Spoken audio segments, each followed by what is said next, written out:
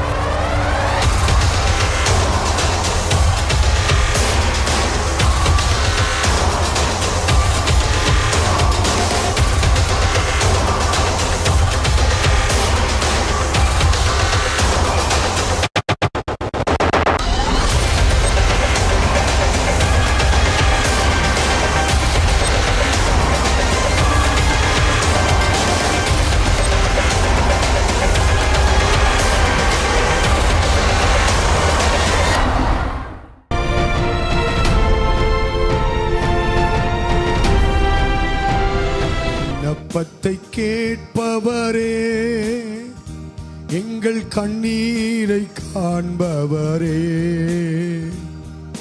சுகம் தருபவரே, ஸ்தோத்திரம் ஏசையா. விண்ணப்பத்தை கேட்பவரே, எங்கள் கண்ணீரை காண்பவரே, சொல்லுவோம், சுகம் தருபவரே, ஸ்தோத்திரம் ஏசையா.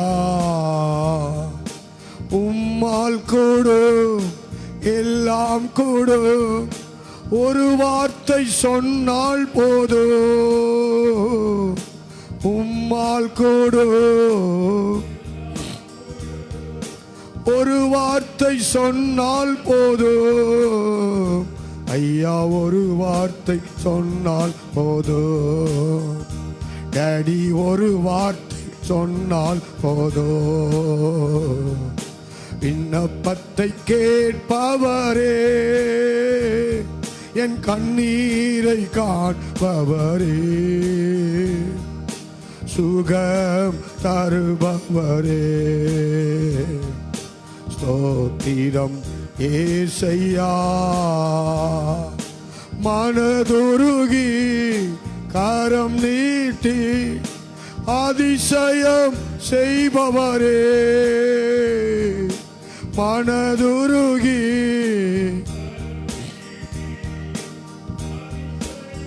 செய்பவரே, ஐயா அதிசயம் செய்பவரே, ஐயா அதிசயம் செய்பவரே, விண்ணப்பத்தை கேட்பவரே, எங்கள் கண்ணீரை காண்பவரே. கைகளை உயர்த்தி சொல்லுவோமா? தருபவரே, ஸ்தோத்திரம் ஏசையா.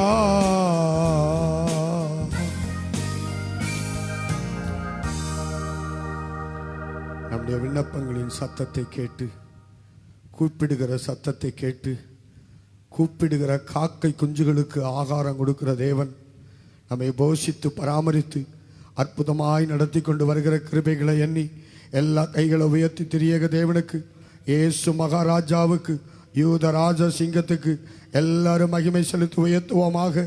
அவர் எத்தனை நல்லவர், அவருடைய அன்பு எவ்வளவு பெரியது, அவருடைய தயவு எவ்வளவு பெரியது, அவருடைய காருண்யம் எவ்வளவு பெரிதும் நினைத்து எல்லா கர்த்தரை ஸ்தோத்திரித்து உயர்த்துவோமாக. அல்லேலூயா. சிங்கத்தின் மேலும் பாம்பின் மேலும் நடந்து பால சிங்கத்தையும் வாழு சர்பத்தையும் நீ மிதித்து போடுவாய் என்று வாக்கு கொடுத்திருக்கிற தேவன் வாக்கு தத்தங்களில் உண்மையுள்ளவராய், வாக்கு தத்தங்களில் மாறாதவராய், வல்லமை உடையவராய், மகிமையின் ராஜாவாய் நம்முடைய மத்தியிலே கடந்து வந்திருக்கிறாரே. அந்த தெய்வத்தை எல்லாரும் அவருடைய நாமங்களை சொல்லி உயர்த்தி ஆராதனை செய்வோம். ஸ்தோத்திரம் ஆண்டவரே. மகிமையான தேவ பிரசன்னம் நம்மையும் நம்முடைய முழு குடும்பங்களையும் மூடிக்கொள்ளும்படியாக எல்லாருடைய கைகளை சுத்தி சுத்தி சுத்தி நிறைவான தேவ ஆவியானவர், நிறைவான தேவ மகிமை நம்மை மூடிக்கொள்ளும்படி எல்லா கைகளை சுத்தி ஆமென். பரலோக தேவனுக்கு மகிமை செலுத்துவோமாக, உன்னதமானவருக்கு மகிமை செலுத்துவோமாக, பரிசுத்தம் உள்ளவருக்கு மகிமை செலுத்துவோமாக. இந்த எல்லா கொள்ளை நோயின் கிரியைகளுக்கு தேவன் ஒரு முடிவை கட்டளையிட்டு அற்புதங்களையும் அதிர்ஷ்யங்களை காண பண்ணி நாமத்துக்கே மகிமை உண்டாக பண்ணும்படி நாங்கள் செபிக்கிறோம். ஆண்டவரே உமக்கு ஸ்தோத்திரம். என் நாமம் தரிக்கப்பட்ட என் ஜனங்கள் தங்களை தாழ்த்தி ஜெபம் பண்ணி என் முகத்தை தேடி பொல்லாத வழிகளை விட்டு திரும்பினால் நான் அவர்கள் பாவத்தை மன்னித்து அவர்கள் தேசத்துக்கு சேமத்தை கொடுப்பேன் என்று சொல்லி வாக்கு கொடுத்திருக்கிறீங்களே. ஆண்டவர் அப்படிப்பட்ட ஒரு பெரிய அற்புதத்தை முழு உலகத்துக்கும் கர்த்தர் கட்டளையிட்டு அற்புதங்களையும் அதிர்ஷ்யங்களை காணப்படும். நீர் ஒருவரே உயர்ந்திருப்பீராக என்று ஜெபிக்கிறோம். வியாதியோடு, பலவீனத்தோடு, வேதனையோடு, கண்ணீரோடு, துக்கத்தோடு, துயரத்தோடு மூழ்கி இருக்கிற எல்லா மக்களுடைய துயரங்களையும் கண்ணீரையும் கர்த்தர் துடைத்து ஆறுதலின் தேவன் ஆறுதல் படுத்தி ஆற்றி தேற்றி அரவணைத்து தாங்கி நடத்தும். எல்லா மகிமையும் எல்லா கணமும் எல்லா துதியும் உமக்கே நாங்கள் ஏறெடுக்கிறோம். இயேசு மகாராஜாவின் பரிசுத்தமுள்ள பாதங்களில் விழுந்து கோடி முத்தம் செய்து ஜெபிக்கிறோம் அருமை பிதாவே, ஆமென்.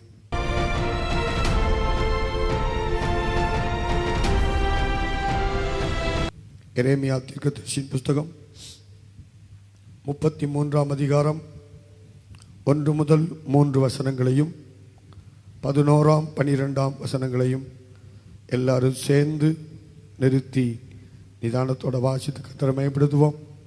எரேமியா இன்னும் காவற்சாலையின் முற்றத்திலே அடைக்கப்பட்டிருக்கையில் கர்த்தருடைய வார்த்தை 2ஆந்தரம் அவனுக்கு உண்டாகி, அவர் இதை செய்கிற கர்த்தருமாய், இதை திடப்படுத்தும்படிக்கு இதை உருவேற்படுத்துகிற கர்த்தருமாய் இருக்கிற யெகோவா என்னும் நாமமுள்ளவர் சொல்லுகிறது என்னவென்றால், என்னை நோக்கி கூப்பிடு, அப்பொழுது நான் உனக்கு உத்தரவு கொடுத்து நீ அறியாததும் உனக்கு எட்டாததுமான பெரிய காரியங்களை உனக்கு அறிவிப்பேன்.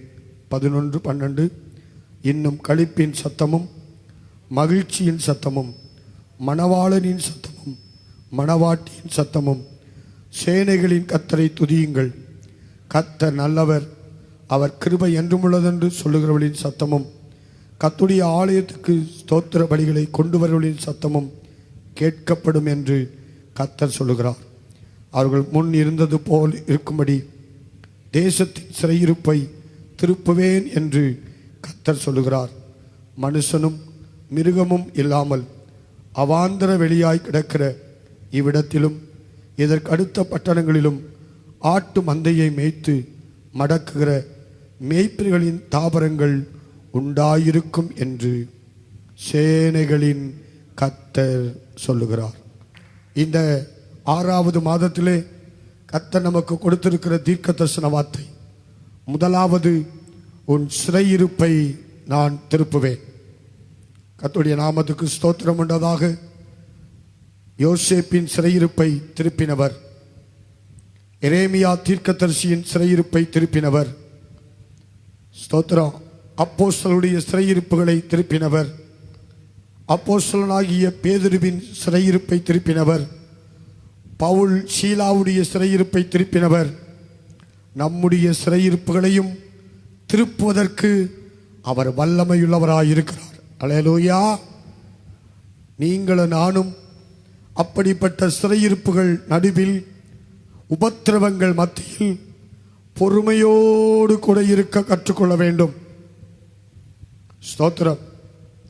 உபத்திரவத்திலே பொறுமையாயிருங்கள் என்று ஆவியானவர் எழுதி வைத்திருக்கிறபடி பொறுமையோடு கூட இருக்கும்போது, தேவனாகிய கர்த்தரை உயர்த்தி மகிமைப்படுத்தும் போது, ஸ்தோத்திர ஊக்கமாக ஜெபம் பண்ணும்போது, தேவ சமூகத்திலே நன்றி செலுத்தும் போது, தேவனை பாடி அவரை ஆராதனை செய்யும் போது, எல்லா சிறையிருப்புகளையும் ஆண்டவர் மாற்றி அற்புதங்களையும் அதிசயங்களையும் செய்கிற வல்லவராய் நம்முடைய மத்தியிலே கர்த்தர் பெரிய காரியங்களை செய்வார். கை தட்டி ஆண்டவரை துதித்து மகிமைப்படுத்துவோம். இரண்டாவது ஸ்தோத்திரம், 3ஆம் வசனம் ஒருவர் வாசிக்கும்படி விரும்புகிறேன். எரேமியா 33:3. என்னை நோக்கி கூப்பிடு, அப்பொழுது நான் உனக்கு உத்தரவு கொடுத்து, நீ அறியாததும் உனக்கு எட்டாததுமான பெரிய காரியங்களை நான் உனக்கு அறிவிப்பேன் என்று ஆண்டவர் வாக்கு கொடுக்கிறார். நாம் ஆண்டவரை நோக்கி கூப்பிடுகிறவர்களாக இருக்க வேண்டும். அப்படி என்றால் என்ன அர்த்தம்? இந்த பயங்கரமான நாட்களிலே ஸ்தோத்திரம், நம்முடைய ஜெபத்தை அதிகப்படுத்த வேண்டும். ஆண்டவரோடு கூட உள்ள உறவை இன்னும் அதிகமாக்க வேண்டும். ஆண்டவரோடு கூட மணிக்கணக்காய் பேசக்கூடிய கிருபைகளை நாம் பெற்றுக்கொள்ள வேண்டும். வேத வசனங்களை தியானிக்கிற கிருபைகளை நாம் பெற்றுக்கொள்ள வேண்டும். அப்பொழுது மோசேயின் ஜெபத்தை கேட்டு மாராவின் தண்ணீரை மதுரமாய் மாற்றின தேவன், கிதியோனின் ஜெபத்தை கேட்டு அற்புதங்களை செய்த தேவன், அன்னாளின் ஜெபத்தை கேட்டு அதிசயத்தை செய்த தேவன், கர்த்தருக்கு மகிமை உண்டதாக சாமுவேல் தீர்க்கதரிசியின் ஜெபத்தை கேட்டு இடி முழக்கங்களோடு பெருமழையை பெய்ய பண்ணி ஆமென் பெலிஸ்தியர்களை ஆமென் துரத்தி அடித்த தேவன் நம்முடைய ஜெபங்களுக்கும் பதில் கொடுத்து அற்புதங்களை விளங்க பண்ணுவார். கர்த்தருடைய பரிசுத்த நாமத்துக்கு மகிமை உண்டாவதாக. 1 ராஜாக்களின் புஸ்தகம் 3ஆம் அதிகாரம் 5 முதல் சில வசனங்களை நாம் வாசிப்போம். கிபியோனிலே கர்த்தர் சாலமோனுக்கு தரிசனமாகி, நீ விரும்புகிறதை என்னிடத்தில் கேள் என்று தேவன் சொன்னார். அதற்கு சாலமோன், உமது அடியான் உம்மை பற்றி உண்மையும் நீதியும் மனநேர்மையுமாய் உமக்கு முன்பாக நடந்தபடியே தேவரீர் அவருக்கு பெரிய கிருபை செய்து அந்த பெரிய கிருபையை அவருக்கு காத்து இந்நாளில் இருக்கிறபடியே அவருடைய சிங்காசனத்தில் வீற்றிருக்கிற ஒரு குமாரனை அவனுக்கு தந்தீர். ஸ்தோத்திரம். பாருங்க, ஆண்டவர் கேட்கிறாரு சாலமோனை பார்த்து, கிபியோனிலே சாலமோனுக்கு ராத்திரியிலே சொப்பனத்தில் தரிசனமாகிறார். அப்படி சொப்பனத்தில் தரிசனமாகி என்ன சொல்றாரு?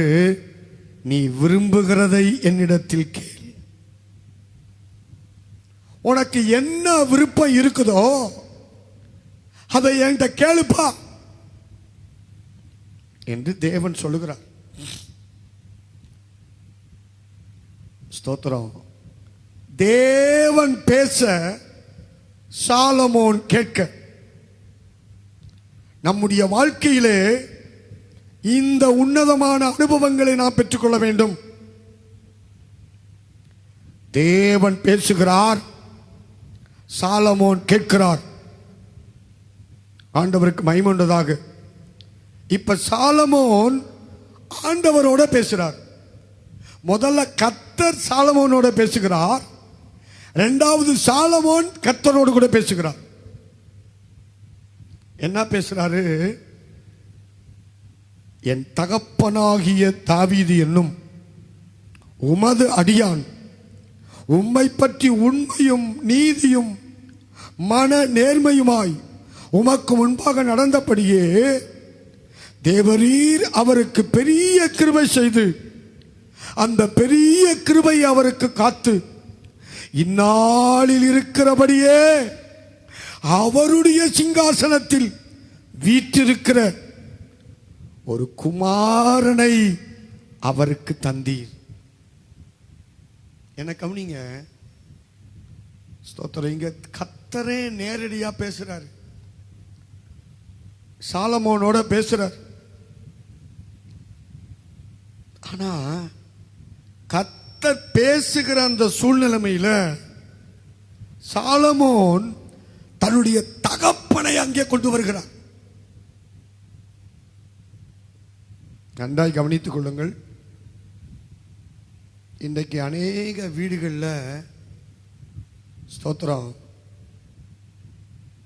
கஷ்டப்பட்டு பெற்றோர்கள் பிள்ளைகளை படிக்க வச்சு அவங்கள உயர்த்தி அவங்கள மேன்மையான இடங்களில் வச்சு ஸ்தோத்திரம் இருக்கக்கூடிய சூழ்நிலைமைகளில் இன்றைக்கு அநேக குடும்பங்களில் பார்த்தீங்கன்னா பிள்ளைகள் பெற்றோர்களை துச்சமா நினைப்பாங்க.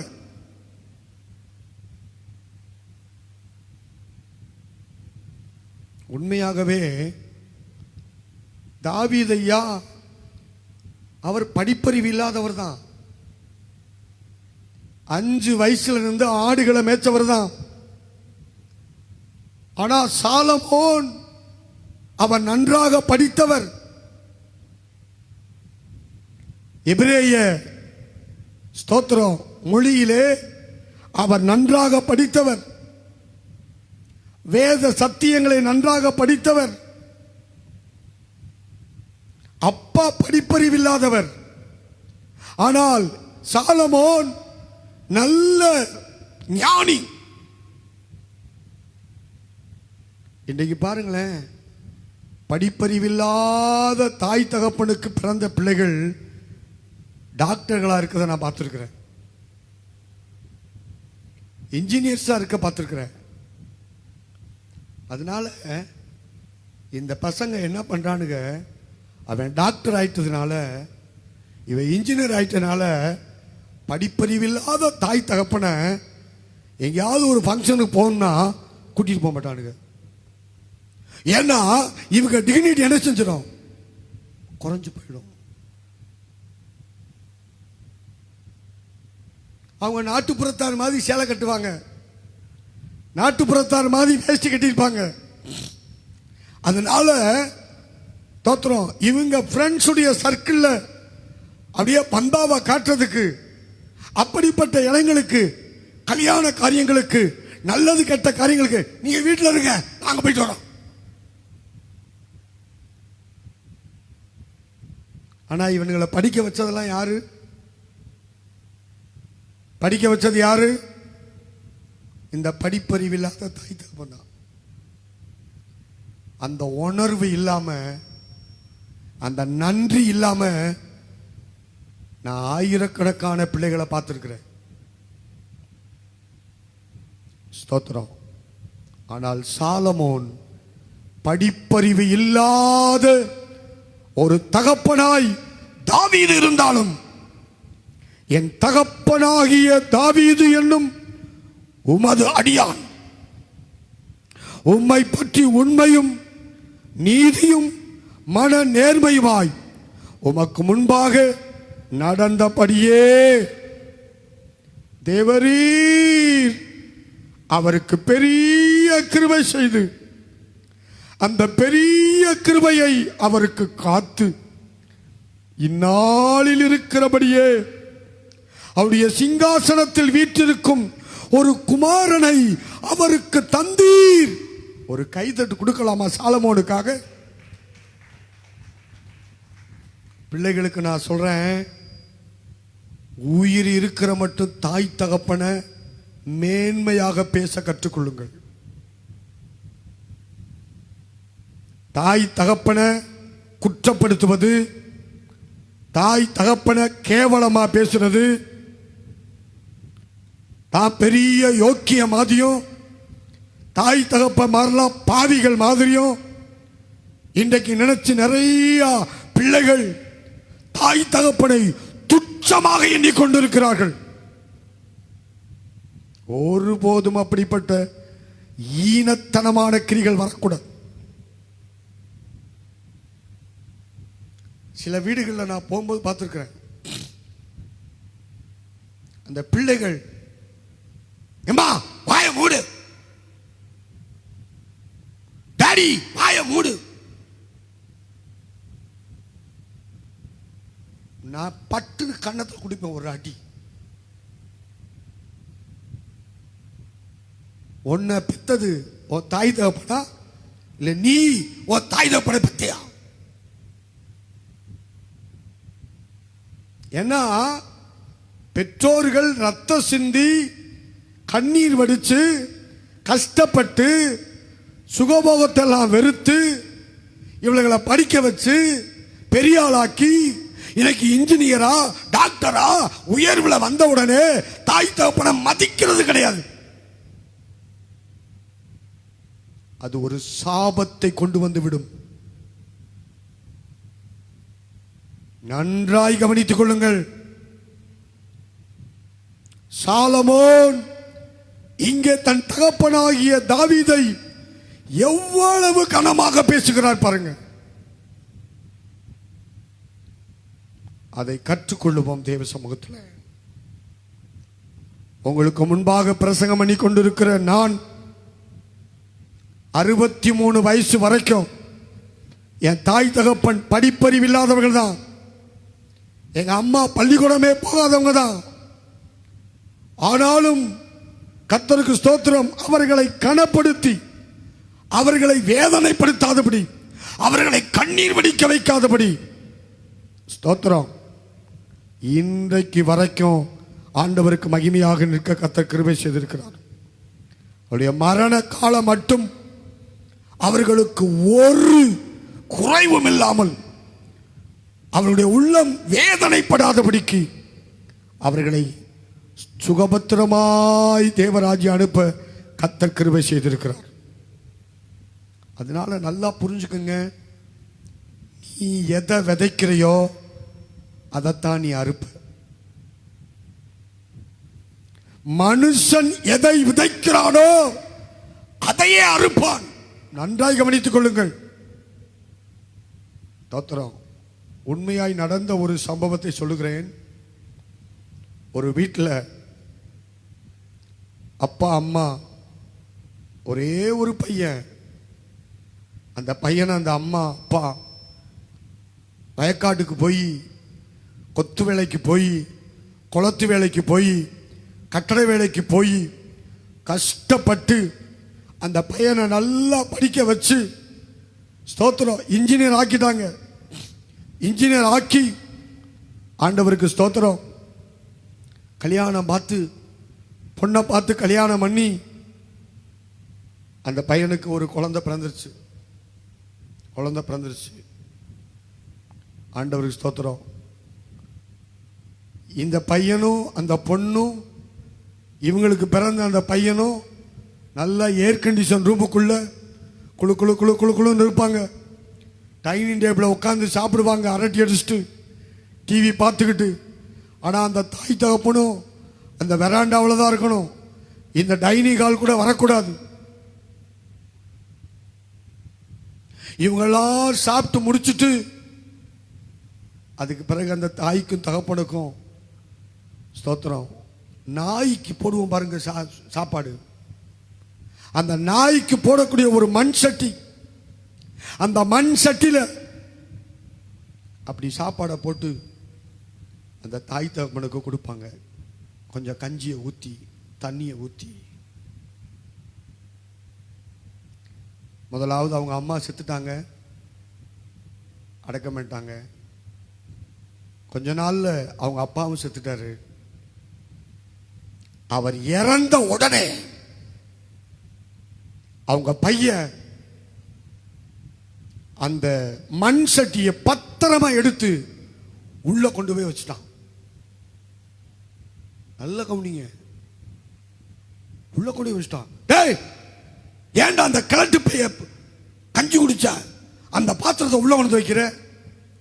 இல்லைங்க டாடி, நாளைக்கு நீங்களும் தாத்தா வாவீங்கள, அப்ப உங்களுக்கு அதுல நான் கஞ்சி ஊத்துறதுக்கு.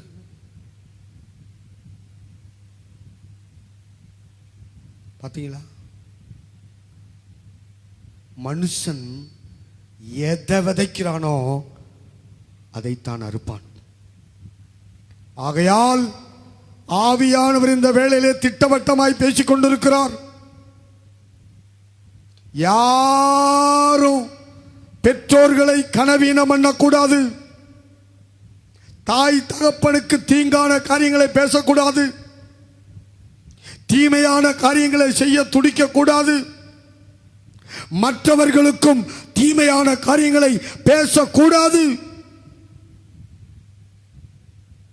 ஸ்தோத்திரம். அப்படிப்பட்ட பிள்ளைகள் தான் தேவனுடைய பிள்ளைகள். இப்ப 7ஆம் வசனத்தில் சொல்றாரு பாருங்க. 7ஆம் வசனம் படிங்க. இப்போதும் என் தேவனாகிய கர்த்தாவே, என் தகப்பனாகிய தாவீதின் ஸ்தானத்திலே ராஜாவாக்கினீரே. இப்ப சொல்றார் பாருங்க, நான் யார் ஸ்தானத்தில் இருக்கிறேன்? என் தகப்பனாகிய தாவீதின் ஸ்தானம். கை தட்டுங்க பாப்பா சந்தோஷமா. இன்னைக்கு சில பிள்ளைகள் யாரு பிள்ளைன்னு சொல்றதுக்கே வெக்கப்படுவானுங்க. ஆமா, நான் யாரு மக யாரு மக அப்படின்னு சொல்றதுக்கே வெக்கப்படுவாங்க. இத போய் எனத்துக்கு நம்ம அப்பா பேர அம்மா பேர சொல்லணும். ஸ்தோத்திரம். அதனால தாய் தகப்பனுடைய ஸ்தானத்தில் இவர் சொல்றார். எவ்வளவு அருமையான சுபாவம் பாருங்க. நான் போக்குவரவு அறியாத சிறு பிள்ளையாயிருக்கிறேன். 8:9 நீ தெரிந்து கொண்டதும் ஏராளத்தினால் எண்ணிக்கைக்கு அடங்காததும் லக்கத்துக்கு உட்படாதமான திரளான ஜனங்களாகிய இந்த ஜனத்தின் நடுவில் அடியேன் இருக்கிறேன். ஆகையால் உமது ஜனங்களை நியாயம் விசாரிக்கவும் நன்மை தீமை என்னதென்று வகையறுக்கவும் அடியேனுக்கு ஞானமுள்ள இதயத்தை தந்தருளும். ஒரு அல்லேலூயா சொல்லுங்க பாப்போம். என்ன வேணும்? நான் சின்ன பிள்ளை. முதல்ல தகப்பனை அவர் கனப்படுத்துறாரு. இரண்டாவது தேவனுக்கு முன்பாக அவருடைய சிங்காசனத்தில் என்ன உட்கார வச்சங்களே என்ன நன்றி சொல்றாரு. மூன்றாவது சொல்றாரு, நான் போக்குவரவு அறியாத சின்ன பையன். இன்னைக்கு அநேகர் பாருங்க தங்களை பெரிய ஆளா காட்டிக்கிறவானுங்க. அதான் பந்தா கேஸ். என்ன கேஸ்? பந்தா கேஸ். இன்னைக்கு சில ஊழியக்காரங்கள் இந்த பந்தா கேஸ்ல இருக்கிறானுங்க. ஒரு நாளும் மேன்மை அடைய முடியாது.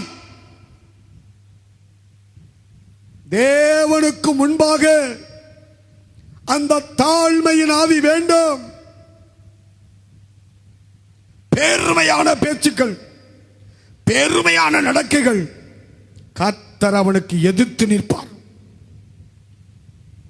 இந்த ஏராளமான ஜனத்தை நியாயம் விசாரிக்க நன்மை தீமை என்னதென்று வகையறுக்க எனக்கு ஞானமுள்ள இருதயத்தை தாங்க ஆண்டவரே. அவர் படித்தவர் தான், அறிவு இருக்கு. ஆனா என்ன இருக்கணும்? ஞானம் இருக்கணும். அறிவை வச்சு ஒன்னும் பண்ண முடியாது. ஏட்டு சொரக்கா கறிக்கு உதவாது. அதனால எனக்கு ஞானம் வேணும் ஆண்டவரே, ஞானம் வேணும். யாருக்கு கர்த்தர் ஞானம் கொடுப்பாரு? கர்த்தருக்கு பயப்படுகிறவர்களுக்கு ஞானத்தை கொடுப்பார். கர்த்தருக்கு பயப்படுதலே ஞானத்தின் ஆரம்பம். The fear of the Lord is beginning of wisdom. ஆண்டவருக்கு எந்த அளவுக்கு அதிகமா பயப்படுறீங்களோ அந்த அளவுக்கு ஞானத்தை கர்த்தர் ஊற்றி விடுவார். கை தட்டுங்க பாபா, சந்தோஷமா. இன்னைக்கு ஞானம் இல்லாம பேசுறது, ஞானம் இல்லாம நடக்கிறது, அப்புறம் சாரி பிளவுஸ்னு மன்னிப்பு கேட்கிறது. என்னத்துக்கு? ஸ்தோத்திரம். கர்த்தருக்கு பயப்பட பயப்பட பயப்பட ஞானத்தை ஆண்டவர் ஊற்றி விடுவார். ஸ்தோத்திரம். நான் பெரிய ஞானி, எங்க அப்பாவோட நான் படிச்சவன், எனக்கு எல்லாம் தெரியும் அப்படின்னு சாலமோன் சொல்லல. இந்த உமது ஏராளமாய் இருக்கிற உமது ஜனங்களை நியாயம் விசாரிக்க யாரால போக முடியும்? ஸ்தோத்திரம். 10ஆம் வசனத்தை சத்தமா படிங்க. சாலமோன் இந்த காரியத்தை கேட்டது ஆண்டவருடைய பார்வைக்கு கையை தட்டி ஒரு அள்ளிச்சனம் பார்ப்போம். உகந்த விண்ணப்பம், சரியான ஜெபம். சாலமோன் கர்த்தரிடத்தில் கேட்டார், கர்த்தரை நோக்கி கூப்பிட்டார். என்னை நோக்கி கூப்பிடு, நான் உனக்கு உத்தரவு கொடுப்பேன். நீ அறியாததும் எட்டாவதுமான பெரிய காரியங்களை உனக்கு செய்வேன். ஸ்தோத்திரம். ஆண்டவரே 11ஆம் வசனம் 12ஆம் வசனத்தில் சொல்றாரு, நீ ஐஸ்வர்யத்தை கேட்காம, நீடித்த நாளை கேட்காம, சத்துருக்களின் பிராணனை கேட்காம, இந்த காரியத்தை கேட்டு ஏற்ற ஞானத்தை வேண்டிக் கொண்டபடியால் ஸ்தோத்திரம், வார்த்தைகளின்படியே நான் செய்தேன். ஞானமும் உணர்வும் உள்ள இருதயத்தை உனக்கு தந்தேன். இதுல உனக்கு சரியானவன் உனக்கு முன்னாலேயும் கிடையாது, உனக்கு பின்னாலேயும் கிடையாது, உனக்கு பின் எழும்ப போவதும் கிடையாது. அல்லேலியா சொல்லுங்க பாப்போம். அப்படிப்பட்ட ஞானத்தை சாலமோனுக்கு கொடுத்தார். தேவ பிள்ளைகளே, ஆண்டவர் ஞானத்தை கொடுத்துட்டு போயிட்டாரு. போன உடனே அந்த இஸ்ரவேல் தேசத்துல ஒரு பிரச்சனை வந்துருச்சு. 2 ஸ்திரீகள் ஒரே வீட்டுக்குள்ள குடியிருக்கிறாங்க. 2 பேரும் ஒவ்வொரு ஆண் பிள்ளைய வச்சிருக்கிறாங்க. வசனங்களா எடுக்க நேரம் இல்லை.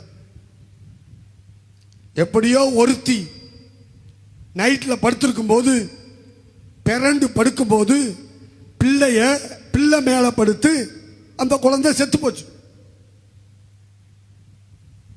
அதனால குழந்தைகளை பெற்றெடுக்கிற தாய்மார்கள் குழந்தைய கீழே போட்டுட்டு பக்கத்தில் படுத்து தூங்கக்கூடாது. அது கெட்ட பழக்கம். குழந்தைய எப்பொழுதும் தொட்டிலில் போட்டு படுக்க வைக்க வேண்டும். அது தாயினுடைய அரவணைப்பில் அது தூங்குறதுக்கு சந்தோஷப்படும், இஷ்டப்படும்.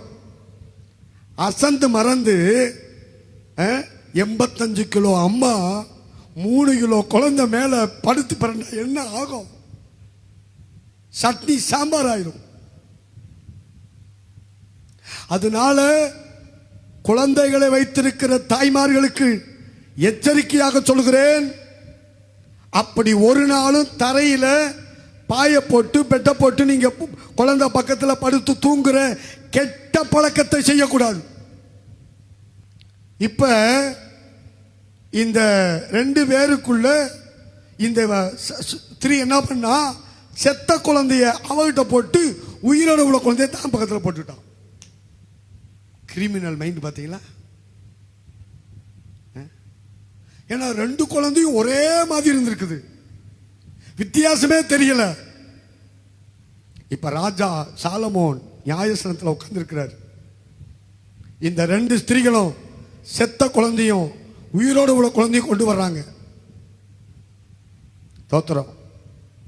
இப்ப நியாய தீர்ப்பு நடக்குது பாருங்க. ராஜா சொல்றாரு, இவ சொல்றா இதான் என் பிள்ளை, அவ சொல்றா அதான் என் பிள்ளை. சரி, ஒன்று செய்யுங்க, அந்த குழந்தைய அந்த டேபிளில் படுக்க வைங்க, உயிரோட உள்ள குழந்தைய. ஒரு வாளை எடுத்துக்கொண்டு வாங்கன்னு சொல்லி 2 பிளந்து ஆளுக்கு பாதி கொடுங்கன்னு சொல்றாங்க. அவருடைய ஞானம் பாருங்க எப்படி வேலை செய்யுது. உடனே என்ன கவனிங்க, இந்த செத்த குழந்தைய தூக்கி போட்டா பாருங்க. அவ சொல்றா அந்த உயிரோட உள்ள குழந்தைய 2 வெட்டி கொடுங்கன்றா. ஆனா உயிரோட உள்ள குழந்தையின் தாய் சொல்றா வெட்ட வேண்டாம், அந்த குழந்தைய அவளுக்கே கொடுத்துருங்கன்னு சொல்ற. உடனே சாலமோன் ராஜா அந்த ஞானத்துல கர்த்தருக்கு ஸ்தோத்திரம், இந்த குழந்தை யாருடைய தாய்? வெட்ட வேண்டாம், குழந்தைய அவளுக்கே கொடுத்துருங்கன்னு சொன்னா பார்த்தீங்களா, அவதான் இந்த குழந்தையினுடைய தாய். இப்படி அவருடைய ஞானம் விளங்கினது என்று நான் பார்க்கிறோம். ஆண்டவரை நோக்கி பார்த்து கேட்கும் போது கர்த்தர் நமக்கு அற்புதங்களை காண பண்ணுகிறார். ஞானத்தை விளங்க பண்ணுகிற தேவனாய் அவர் இருக்கிறார். கர்த்தருடைய நாமத்துக்கு ஸ்தோத்திரம் உண்டாவதாக. ஆகையால் நம்முடைய தேவனை நோக்கி கூப்பிடுகிறவர்களாய் நாம் இருக்க வேண்டும்.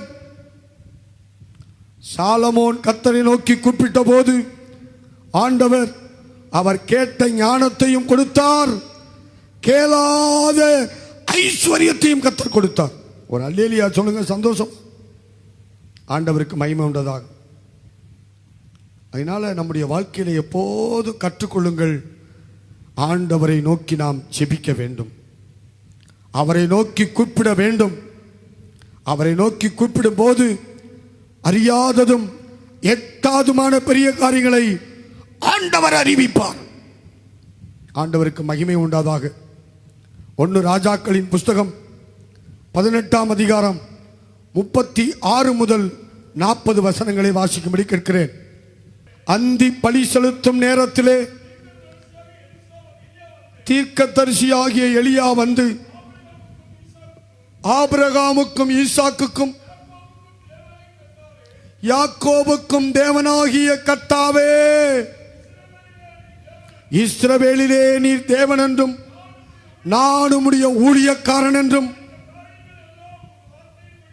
செய்தேன் என்றும் இன்றைக்கு விளங்க பண்ணும் கர்த்தாவே, நீ தேவனாகிய கர்த்தர் என்றும் தேவரீர் தங்கள் இருதயத்தை மறுபடியும் திருப்பினீர் என்றும் இந்த ஜனங்கள் அறியும்படிக்கு என்னை கேட்டருளும் என்றான். அப்பொழுது கர்த்தரிடத்திலிருந்து அக்கினி இறங்கி அந்த சர்வாங்க தகன பலிகளையும் விறகுகளையும் கற்களையும் மண்ணையும் பட்சித்து வாய்க்காலில் இருந்த தண்ணீரையும் நக்கி போட்டது. ஜனங்கள் எல்லாரும் இதை கண்டபோது முகங்குப்புற விழுந்து கர்த்தரே தெய்வம், கர்த்தரே தெய்வம். தலைக்கு மேல ஒரு கைதட்டு கொடுத்துடலாமா? இங்க பாருங்க, எலியா ஜெபம் பண்றாரு. எப்படி ஜெபம் பண்றாரு? எப்படி ஜெபம் பண்றாரு சொல்லுங்க. ஆபிரகாமுக்கும் ஈசாக்குக்கும் யாக்கோபுக்கும் தேவனாகிய கர்த்தாவே. நான் ஒரு தீர்க்கதரிசி, நான் எதுக்கு ஆபிரகாமை கூப்பிடணும்? நான் எதுக்கு ஈசாக்க கூப்பிடணும்? நான் எதுக்கு யாக்கோபை கூப்பிடணும்? நான் பெரிய தீர்க்கதரிசி அப்படின்னு பந்தா பண்ணிட்டு இருக்க அவரு. அங்க யாரை கனப்படுத்துறாரு? தகப்பனாகிய ஆபிரகாமை, தகப்பனாகிய ஈசாக்கை, தகப்பனாகிய யாக்கோபை. இதுதாங்க வேத சட்டம். எவ்வளவு பெரிய தீர்க்கதரிசி ஆனாலும், எவ்வளவு பெரிய டாக்டர் ஆனாலும், எவ்வளவு பெரிய இன்ஜினியர் ஆனாலும், எவ்வளவு பெரிய கோடீஸ்வரன் ஆனாலும் தாய் தகப்பனை கனத்தில் வைத்திருக்க வேண்டும். எலியா அவங்க பேரெல்லாம் சொல்லி ஜெபம் என்றார். உங்க வார்த்தையின்படியே இதை செய்தேன் என்றும் ஸ்தோத்திரம் என்னை கேட்டருளும் என்று கதறி ஜெபித்தார். நடந்தது என்ன? கர்த்தரிடத்திலிருந்து அக்கினி இறங்கினது. அல்லேலூயா, ஸ்தோத்திரம். அவங்க பகல் பூரா கத்திய வச்சு உடம்பெல்லாம் கிழிச்சு ரத்தத்தை வர வச்சு பேயாட்ட ஆடுறான். ஒன்னும் நடக்கல. எலியா அப்படியே சாதாரணமா வந்தாரு, சிம்பிளா வந்தாரு, ஹம்பிளா வந்தாரு. ஹம்பிள் அண்ட் சிம்பிள், எளிமையாகவும் தாழ்மையாகவும் வந்தாரு. தோத்திரம். ஏன்னா அவருடைய ட்ரெஸ் எப்படி இருந்துச்சு? நரிக்குறவை போடுற ட்ரெஸ் தான் அவர் போட்டிருந்தார். புரிஞ்சுட்டீங்களா? ஆமா. ஒட்டக மயிர் உடைய தரிச்சு மார்பருகே வார்க்கச்சைய பெல்ட்டை கட்டிக்கிட்டு ஒரு நரிக்குறவை மாதிரி இருந்தார். ஆனால் ஸ்தோத்திரம், தீர்க்க தரிசனம் சொல்வதில் வல்லமையுள்ளவர். அப்படிப்பட்ட ஒரு தீர்க்க தரிசி எளிமையாகவும் தாழ்மையாகவும் அவர் வருகிறார்.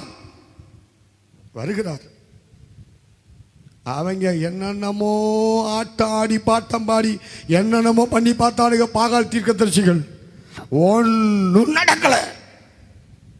சிம்பிள் அண்ட் ஹம்பிள் பிரேயர் எலியா செய்தார். உடனே பரலோகத்திலிருந்து அக்கினி இறங்கினது. தலைக்கு மேல ஒரு கைதட்டு கொடுங்க பார்ப்போம், சந்தோஷமா. தோத்திரம். இப்ப ஜனங்கள் எல்லாரும் சொன்னாங்க, கர்த்தரே தெய்வம், கர்த்தரே தெய்வம்.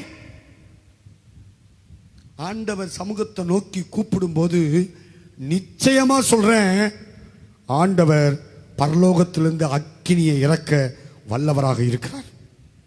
அல்லேலூயா சொல்லுங்க. இப்ப எலியா அந்த பாகால் தீர்க்கதரிசிகள் 850 பேரையும் பிடிச்சு அந்த சதக்கு சதக்கு சதக்கு வெட்டி அந்த கதரோன் ஆற்றங்கரையில் அப்படியே போட்டார். இப்ப ஆகாப்ப பார்த்து சொல்றாரு, ஏ ஆகாப்பே, பா போய் சாப்பிட்டு தண்ணி குடி.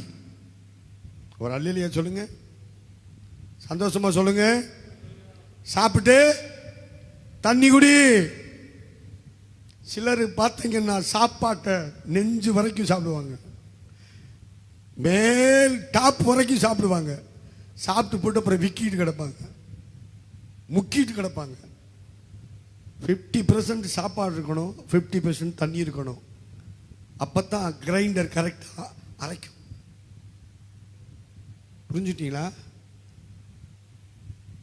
மாவு ஆட்டக்கூடிய சகோதரிகளுக்கு தெரியும், தண்ணி சரியா ஊத்தலனா கிரைண்டர் என்ன செய்யும்?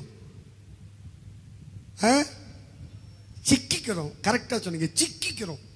ஆமா, அந்த சிக்கல் தான் உண்டாகும் உள்ள. நல்லா புரிஞ்சுக்கோங்க. கொஞ்சம் தண்ணி கம்மியாச்சுன்னா சிக்கி சில கிரைண்டர் என்ன செஞ்சிடும்? எரிஞ்சே போயிடும். ஏன்னா நம்ம ஆட்கள் வந்து இந்த வேலையும் பார்ப்பாங்க, வெளியில பாத்திரமும் கழுவாங்க, அங்கேயும் அதையும் பண்ணுவாங்க, அடுப்புல எண்ணெயும் ஊத்துவாங்க, கடுகையும் புரிவாங்க. ஒரு வேலையை உருப்படியா செய்ய மாட்டாங்க. அங்க இங்க இங்க பண்ணிட்டு கிடப்பாங்க பரபரப்பா. அங்க அடுப்புல எண்ணெயை ஊத்திட்டு அந்த அடுப்பு என்ன அது கொதிச்சு அது எரியும் ஸ்டவ்வுக்கு மேல. நடக்குதா இல்லையா உங்க வீடுகள்ல? அப்படியெல்லாம் இருக்கக்கூடாது. அதனால நல்லா புரிஞ்சுக்கோங்க. எலியா ஆகாபை பார்த்து சொல்றாரு, நீ போய் சாப்பிட்டு தண்ணி குடி. எலியா போஜனம் பானம் பண்ண போனான். அப்ப சொல்றார் 41 வசனத்துல, பின்பு எலியா ஆகாபை நோக்கி, நீர் போம், போஜனம் பானம் பண்ணும், பேருமலையின் இரைச்சல் கேட்கப்படுகிறது. ஒரு அல்லேலூயா சொல்லுங்க சந்தோஷமா. என்ன கேக்குது? இதுதான் வேர்ட் ஆஃப் ப்ராஃபசி, தீர்க்க தரிசன வார்த்தை. ஏன் 3.5 வருடம் தேசத்துல மழை பெய்யல, பஞ்சம், குதிரைக்கு புல்லு கிடைக்கல, ஆகாரம் இல்லை, முழு தேசமும் பஞ்சம். இப்ப கர்த்தர் சொல்றாரு, போ யாகாப்பு கொண்ட காண்பி, நான் அற்புதம் செய்வேன், அக்கினி இறக்குவேன், நான் தான் தெய்வம் நிரூபிப்பேன் என்று சொல்லி ஆண்டவர் அனுப்பினார். போனாரு. இப்ப சொல்றாரு, நீ போய் சாப்பிட்டு தண்ணி குடிப்பா, நான் பெருமழையின் இறைச்சல் எனக்கு கேட்கிறது என்றார். ஸ்தோத்திரம். 42வது ஆகாப் பண்ண போனான். எலியா கருமேல் பர்வதத்தினுடைய சிகரத்தின் மேல் ஏறி தரையில் பணிந்து தன் முகம் முழங்காலில் பட குனிந்து தன் ஊழியக்காரனை நோக்கி, நீ போய் சமுத்திர முகமாய் பார் என்றான். ஒன்றுமில்லை என்றான். இன்னும் 7 தரம் போய் பார். ஒரு அல்லேலூயா சொல்லுங்க. தீர்க்க தரிசனம் சொல்லிட்டாருங்க. 3 வருஷமா மழையே கிடையாது, எல்லாம் காஞ்சி கிடக்கு. தோத்திரம். இப்ப நான் ஆராதிக்கிற தேவன் ஜீவன் உள்ளவர் என்பதை நான் நிரூபித்து காட்டுகிறேன். மழை பெய்யும், பெருமழையின் இரைச்சல் கேட்கப்படுகிறது. எலியா சொல்றார், நீ போய் சாப்பிடுப்பா, நான் போய் சாப்பிட போறேன். அவர் போகல. அவர் சாப்பிடாமல் ஆண்டவருடைய வல்லமையில் முகத்தை நோக்கி பார்க்க போனார். நல்ல கவுனிங்க. உபவாசத்தோடு எலியா அந்தி பலியை செலுத்தினார், அக்கினியை இறக்கினார், பாகால் தீர்க்கதரிசிகளை வெட்டி சிரச்சேதம் பண்ணினார். எவ்வளவு டயர்டா இருந்திருக்கும் இல்ல? எவ்வளவு பலவீனமா இருந்திருப்பார் எலியா. போய் சாப்பிட்டுட்டு நிம்மதியா தூங்கலாம் அப்படின்னு அவர் தூங்க போகல. கருமேல் பர்வதத்தின் சிகரத்தில் ஏறுகிறார். அந்த பர்வதத்துக்கு நான் ஏறி போயிருக்கேன். ஸ்தோத்திரம். உயரமான ஒரு மலை, அது உயரமான ஒரு மலை. அந்த பர்வதத்திலிருந்து கிழக்க திரும்பினா மெடிட்டேரியன் சி, மத்திய தரை கடல் இருக்குது. அப்படியே ப்ளூ கலர்ல அந்த தண்ணி இருக்குது. மேற்க அந்த கருமேல் மலை, அந்த மலையில சுத்தி பார்த்தீங்கன்னா பியூட்டிஃபுல் கார்டன், நல்ல பூக்கள், நல்ல கனிகள் நிறைந்த தோட்டம். அதை பார்க்க பார்க்க பார்க்க அவ்வளவு அழகா இருக்குது, அழகா இருக்குது. இன்றைக்கும் அந்த கருமேல் பர்வதம் இருக்கிறது. அந்த கருமேல் பர்வதத்தின் டாப் ஆஃப் தி மவுண்டன் மேல கொடுமுடிக்கு போறார் எலியா. அங்க போய் தன் முகம் முழங்காலில் பட குனிந்து பரலோக தேவனை நோக்கி கூப்பிட்டார். ஆண்டவரே, பரலோக தேவனே, நீங்க சொன்னபடி 3.5 வருஷம் இந்த தேசத்துல மழை பெய்யாதுன்னு சொன்னீங்க. நான் சொன்னேன், அப்படியே ஆயிடுச்சு. இப்ப மறுபடியும் தேசத்துக்கு மழை வேண்டும். உங்க முகத்தை நோக்கி பார்க்கிறேன். என்னை நோக்கி கூப்பிடு, நான் உனக்கு உத்தரவு கொடுப்பேன். நீ அறியாததும் எட்டாதுமான பெரிய காரியங்களை அறிவிப்பேன். அதை நன்றாக அறிந்தவர் எலியா. அதனால 7 தரம் அவர் ஜெபம் பண்றார்.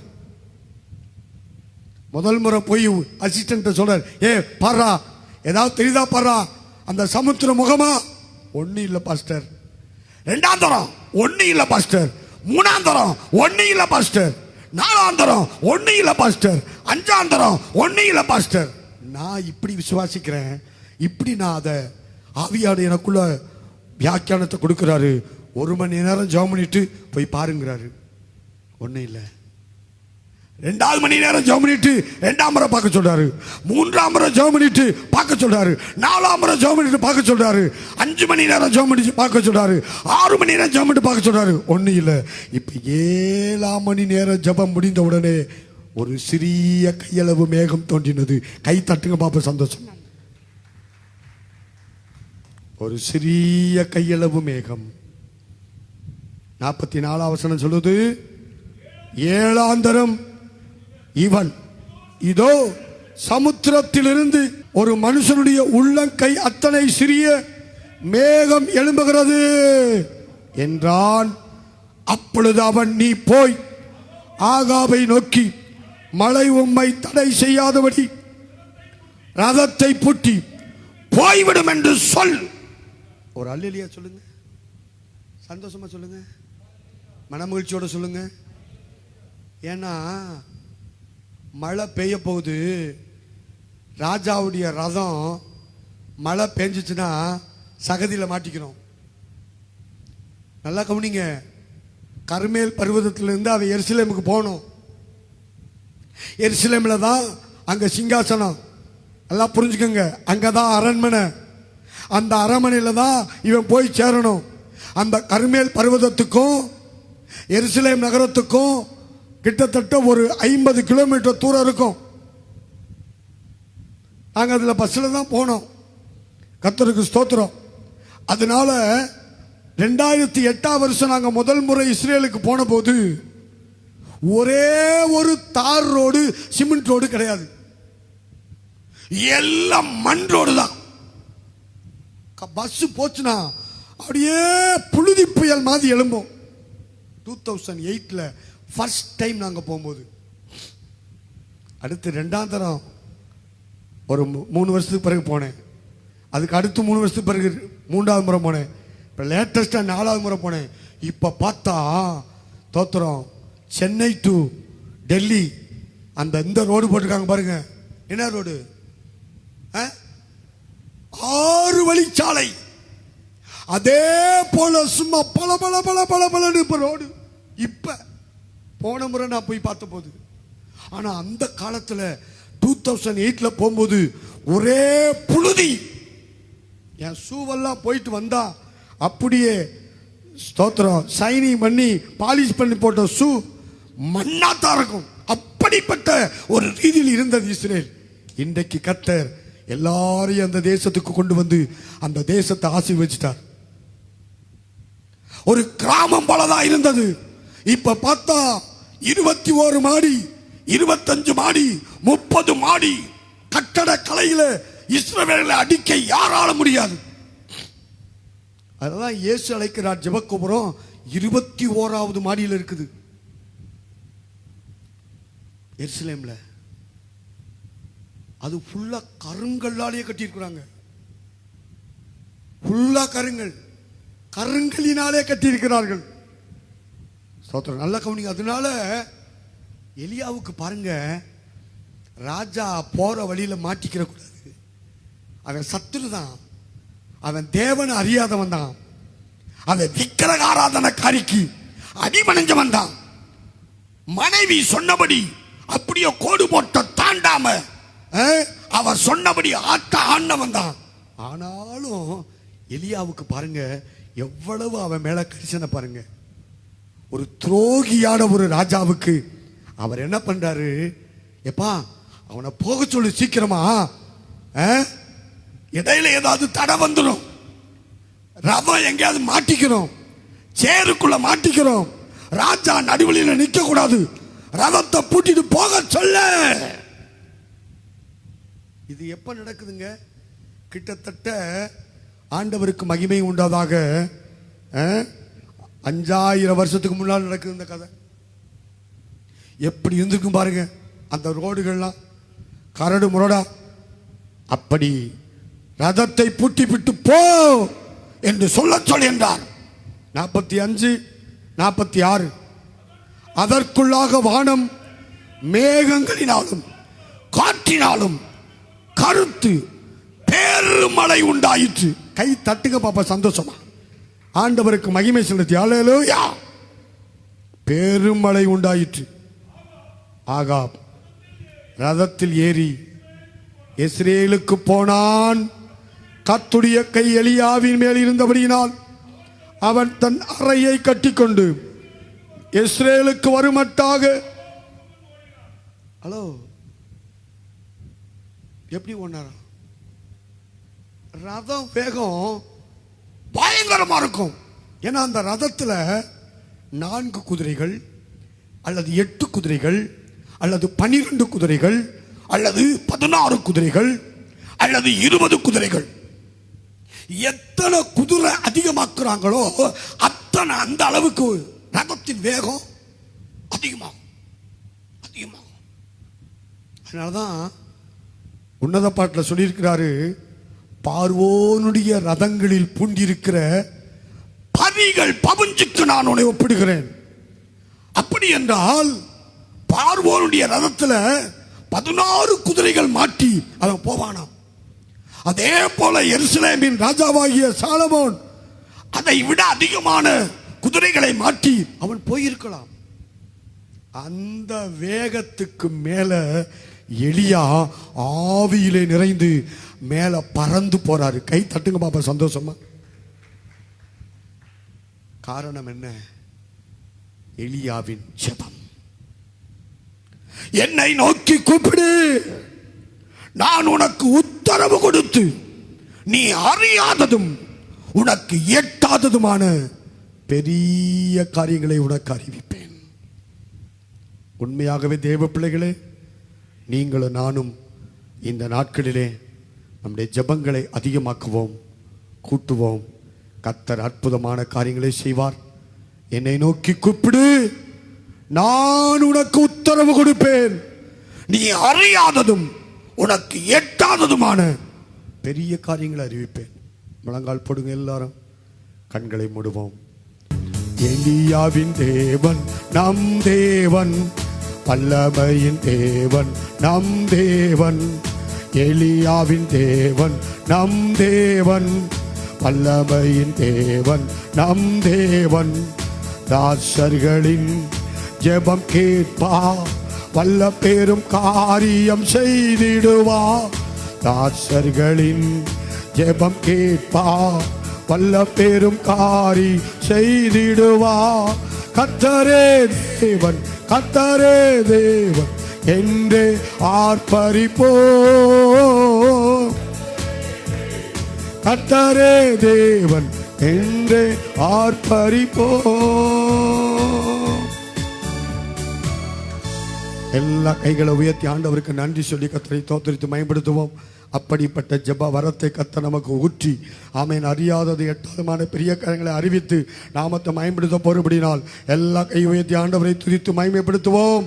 ஸ்தோத்திரம், ஸ்தோத்திரம், ஸ்தோத்திரம். முழு உலகமும் அப்படிப்பட்ட ஆண்டவர் அற்புதமான கிரிகளை, அதிசயமான கிரிகளை, அறியாததும் எட்டாதமான கிரிகளை செய்து இந்த எல்லா கிரிகளுக்கும் முடிவை உண்டாக்கும்படி கை தட்டி எல்லாரும் ஆண்டவரை துதித்து மகிமைப்படுத்துவோம். ஆபிரகாமின் தேவன், ஈசாக்கின் தேவனும் யாக்கோபின் தேவனும் ஆகிய எங்கள் முற்பிதாக்களின் தேவனே, கோடி ஸ்தோத்திரம். அப்பா, என்னை நோக்கி கூப்பிடு, அப்பொழுது நான் உனக்கு உத்தரவு கொடுத்து நீ அறியாததும் எட்டாதுமான பெரிய காரியங்களை அறிவிப்பேன் என்று சொன்னவர் சாலமோன் மூலமாக, எலியா தீர்க்கதரிசி மூலமாக எங்களோடு பேசின வார்த்தைகளுக்கு 2 கையும் உயர்த்தி 100% எங்களை வெறுமையாக்கி ஒப்புக் கொடுக்கிறோம். ஆளுகை செய்யும் முழு உலகமும் இந்த ஆராதனையில் பங்கு பெற்றுக் கொண்டிருக்கிற எல்லா மக்களையும் ஆண்டவரே ஜெப ஆவியால் நிறைத்து ஒவ்வொரு சபைகளையும், ஒவ்வொரு விசுவாசிகளையும், ஒவ்வொரு ஊழியர்களையும், ஒவ்வொரு தீர்க்கதரிசிகளையும், சுவிசேஷங்களையும் அபிஷேகம் பண்ணி ஆளுகை செய்து நடத்தும். நீர் ஒருவரே உயர்ந்திருப்பீராக. நீங்க சீக்கிரமா வர போறீங்கப்பா. அந்த வரிகளை நாங்களுமே சந்திக்க ஆண்டவரே பரிசுத்தத்தின் மேல் பரிசுத்தம் அடைந்து, நீதியின் மேல் நீதி அணிந்து நாமத்தை மேம்படுத்த கிருபை செய்யும். உம்முடைய பிள்ளைகளை நிறைவாய் பூரணமாய் ஆசீர்வதித்து சமாதானத்தோடு அனுப்பும். எல்லா மகிமையும், எல்லா கணமும், எல்லா துதியும் உமக்கே நாங்கள் செலுத்துகிறோம்.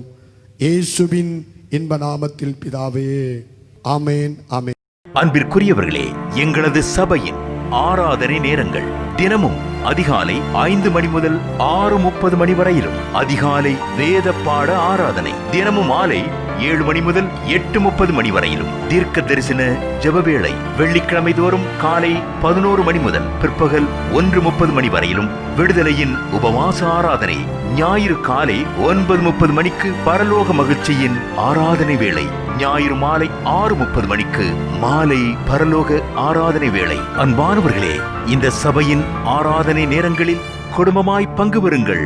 மற்றவர்களையும் அழைத்துக் கொண்டு வாருங்கள். கர்த்தர் இயேசுவின் நிறைவான ஆசீர்வாதத்தையும் மெய் சமாதானத்தையும் உண்மையான மகிழ்ச்சியின் சந்தோஷத்தையும் பெற்று அனுபவியுங்கள். மேலும் விவரங்களுக்கு தொடர்பு கொள்ள அற்புத ஜெபக்கோபுர ஏஜி சபை எண் 8A, பெரியார் தெரு, மணவாள நகர், திருவள்ளூர். செல்போன் எண்கள் 9910123373 மற்றும் 94432411131.